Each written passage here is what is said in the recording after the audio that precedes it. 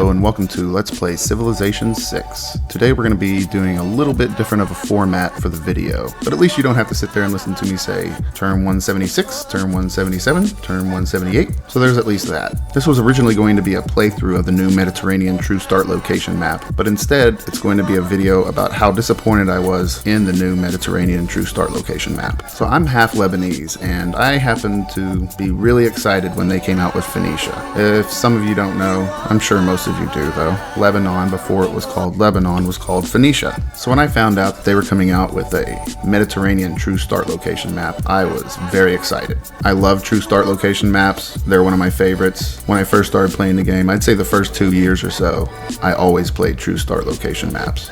So when you think of the Mediterranean, what do you think of? This is what I think of. I just Googled Mediterranean pictures, and this is kind of what I think of when I think of the Mediterranean. I think of lush-looking, tropical, colorful coastlines. By the way, look at this. Playtime almost 3,000 hours. That's kind of sad. But anyway, what do you think of when you think of Mediterranean? Do you think kind of what I thought of? You know one thing I don't think of when I think of the Mediterranean? London, Berlin, Budapest. So immediately I'm thrown a curveball before I've even seen the map. I do not understand why I am seeing Victoria on this list of people. I do not understand why I'm seeing Hungary on this list of people, or Germany. I don't even understand why I see Georgia. We would have been fine with just like Italy, Greece, France, Spain, Portugal. So in the Mediterranean map, you've got 21 civs to choose from. 21.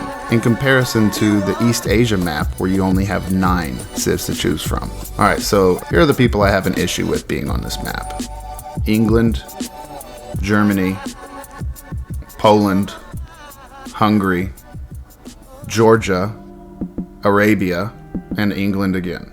So that's 7 civs you could have left off this list, taking it down from 21 to 14, which is much better. Much better. So we haven't even seen the map yet, and I already have issues with it. Because now I know that England is going to be included in it. I know that Germany is going to be included in it. So it's not going to be a true Mediterranean map. Okay, here's a list of Mediterranean countries. I see Spain. I see France. I see Lebanon's underpants. But I do not see England. I do not see Germany. I do not see Saudi Arabia. I do not see Poland. I do not see Hungary. I do not see Georgia. I do not see any of the countries that I listed earlier. So here we are, turn 1, and I already see my second issue.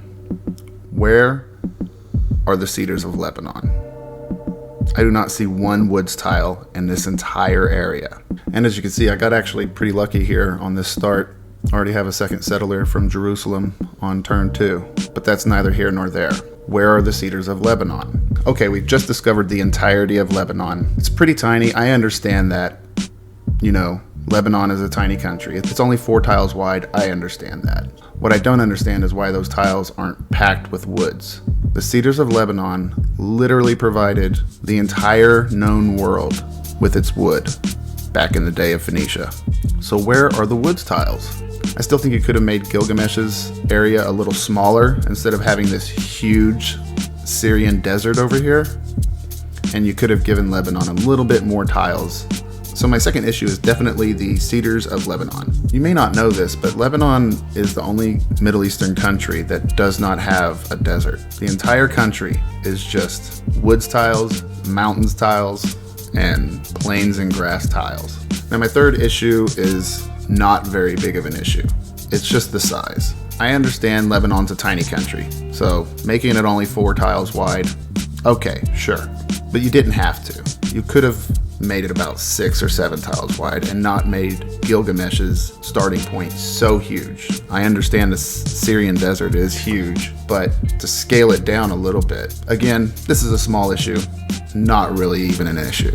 But I just want to give you an idea here. This is what comes up when you Google Lebanese cedars. You see lots and lots of trees. These are some of the oldest trees in the world. I mean, these trees are so old, they're written about in the Bible and in the Quran and in the Torah.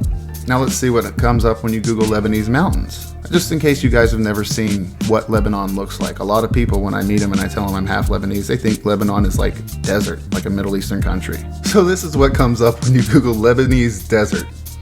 it comes up with Lebanese desserts. Because there is no desert in Lebanon. There's just desserts. This is kind of making me hungry, so I guess I should use this time to plug my other channel, Lebanese or Scrooge. It is a Lebanese cooking channel. Not only am I half Lebanese, but I'm also a chef. I've been cooking for most of my life. I started when I was 12 in my uncle's restaurant. Went to culinary school and the whole nine. So if you want to check out that channel, I haven't posted any videos yet, but you could go ahead and sub if you'd like. And that way when I start posting recipes, you'll get a notification immediately. So my fourth issue kind of ties in with my first issue in that there's all this wasted land on the map. This entire top third of the map could be gone. You've got the Celtic Sea in here, you've got everything. I mean, why not just include Scotland at this point? You've got in this map the Atlantic Ocean, you've got the English Channel, you've got the North Sea, you've got the Baltic Sea. Like really? You need the Baltic Sea. You've got the Black Sea in the Mediterranean map. You've got the Black Sea. This is ridiculous. You don't need to have, what, 3 or 4 seas in a Mediterranean Sea map? It just doesn't make sense. Just put the Mediterranean Sea, guys. Don't overthink it. Don't try to add 21 civs when you only need like 10. I mean, you honestly could have taken out Gilgamesh and Babylon because Iraq is only considered Mediterranean, and that's mostly due to cultural integration and not geographical location. I just was really looking forward to this map and kind of feel duped. I would love if I could find somebody to make a real Mediterranean map and also find somebody to make a real Middle Eastern map. I've been wanting to play one of those forever. I found one in the workshop and it was so bad I couldn't even get it to load. And I haven't really checked in a long time, but it would just be nice. But this Mediterranean map was an entire disappointment. I'm sorry. I'm really butthurt about this. So have you played the Mediterranean map yet? What did you think of it? Let me know in the comments. Once again, thank you so much for watching. I try to release a new video every 4 days, so please subscribe if you like my content. And also, if you have any suggestions or criticisms or advice, please also leave that in the comments. I'm always open to those things. Thanks again.